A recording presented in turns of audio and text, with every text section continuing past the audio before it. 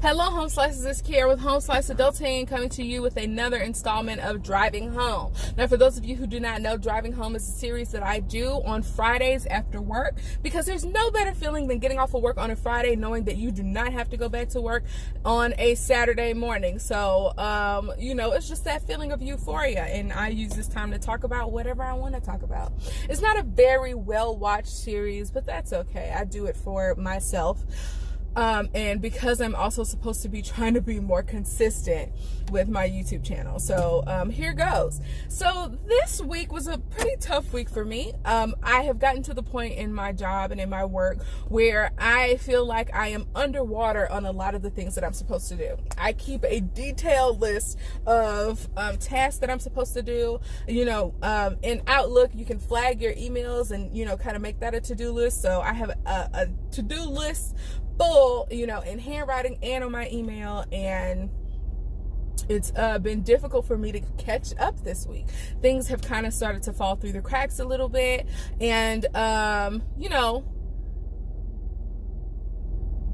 it's not okay, but I think it's indicative of a different type of problem, right? Because I have recently, I guess this is kind of like my own doing, I have recently put in a new system at my job. So I coordinate substitute teachers, and one of the things that annoyed me about my job was that a teacher could just call out in the middle of the day. I mean, not in the middle of the day, rather, first thing in the morning, and it would be on me to help them find a sub for them.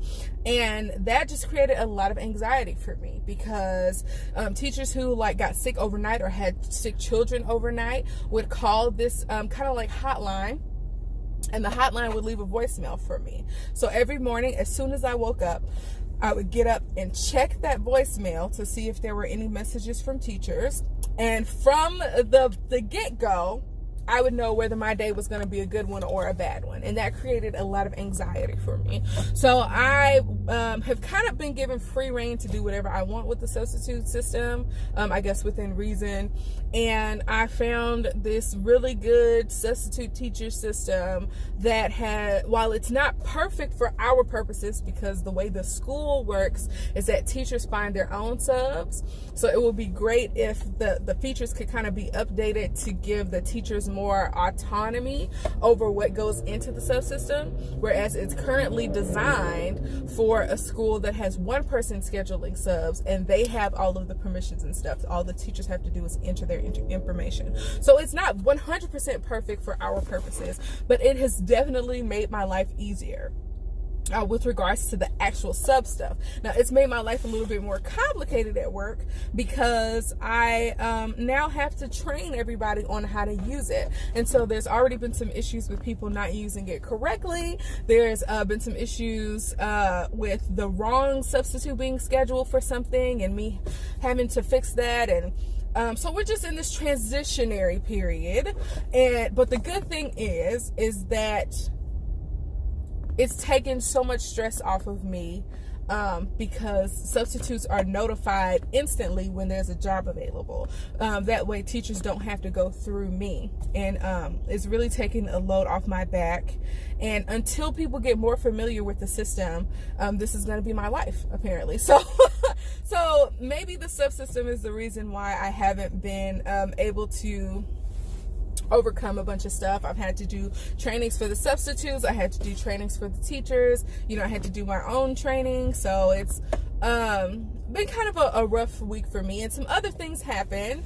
There was an incident at work where I experienced what some people would call a microaggression. I would classify it as a microaggression. Long story short, the way I grew up, the people in my life, the adults in my life, were always very irritated by you not saying hello when you walked into a room. So it could be first thing in the morning, and we would wake up and go into the living room where my grandma was, and if you didn't say good morning, she would say, "Did I sleep with you last night? Then you need to say good morning." That was something that I grew up with, that whenever you walk into a room, that has people in it, you speak. So Someone in the school walked into my shared office. I share an office with one other person. Didn't say anything to us. The person that they allowed the person they were with to just leave their stuff in our office, gave them permission to come back and get it whenever they wanted, and then just walked out. And I was like, what the heck? And it kind of weighed on me to the point where I wrote a strongly worded email, and I was like, okay, I don't know if you treated me this way because I'm a woman, because I am black, or because my position in the school is not as high as yours. Either way, you treated me like I was invisible, and I am offended, and I would appreciate an apology.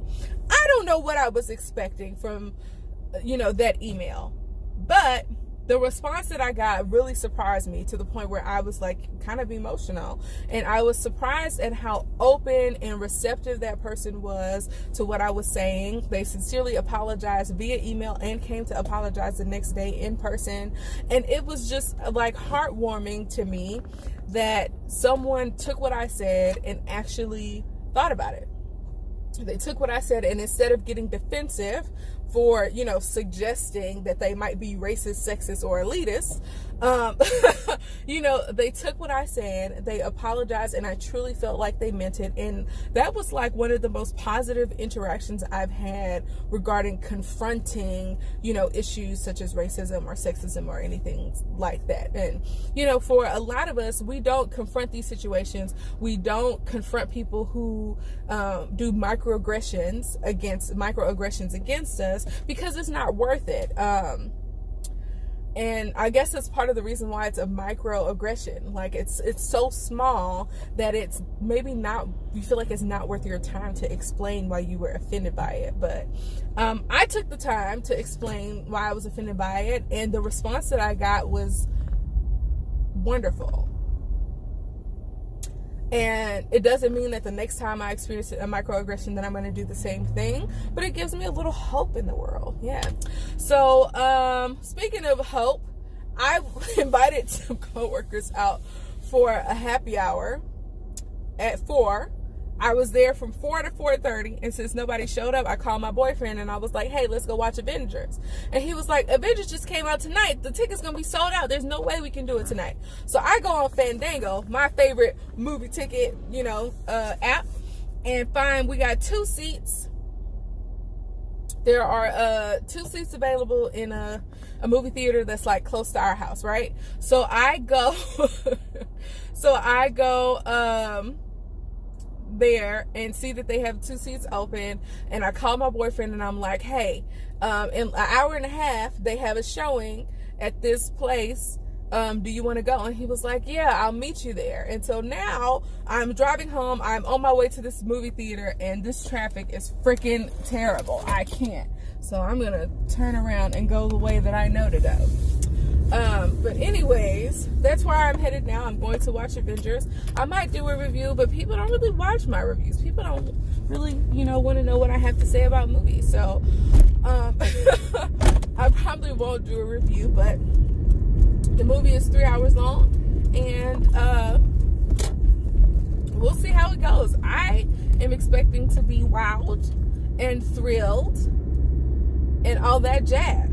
So thank you all for watching. Don't forget to like, comment, subscribe, and share this video with people who you think will like it. And peace out, home slices.